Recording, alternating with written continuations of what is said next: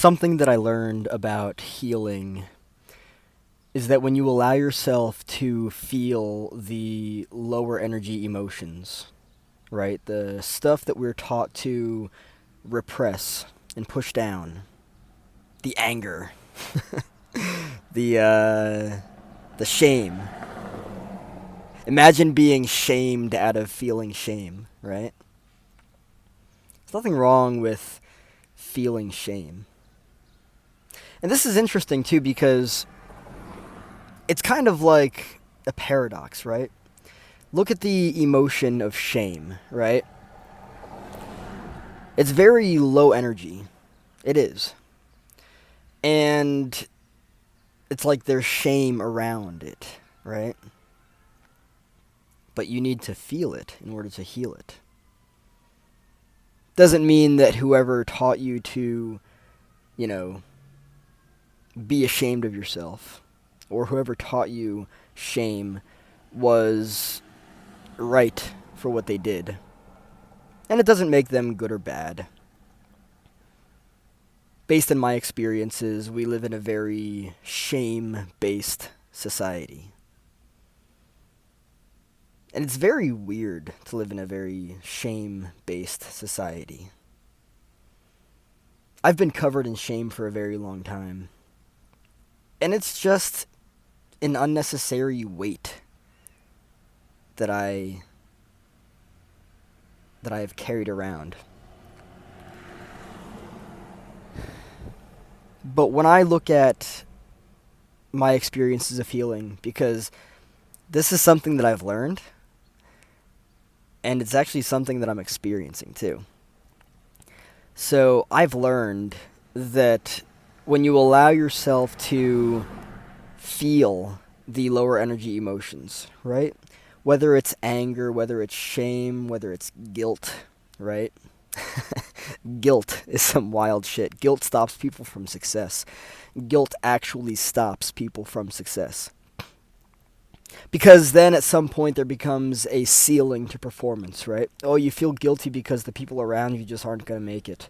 You feel guilty because you're going to outperform your family. You feel guilty because you feel like you don't deserve whatever it is that whatever it is that's there for you, that's possible, right?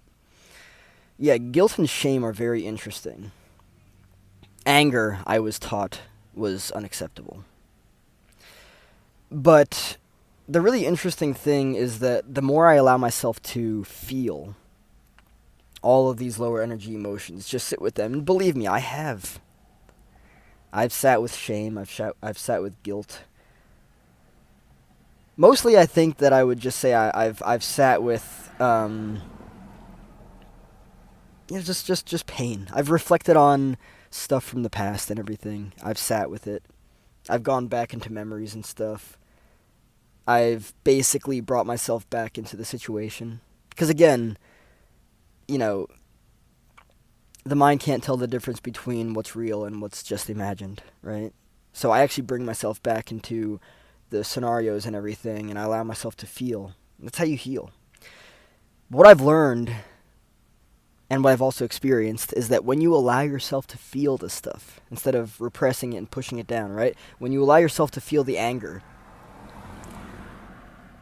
you actually feel the more elevated emotions more profoundly and more fully and more wholesomely. It's really cool. In fact,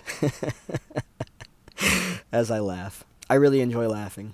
And I've found that I laugh much more fully now.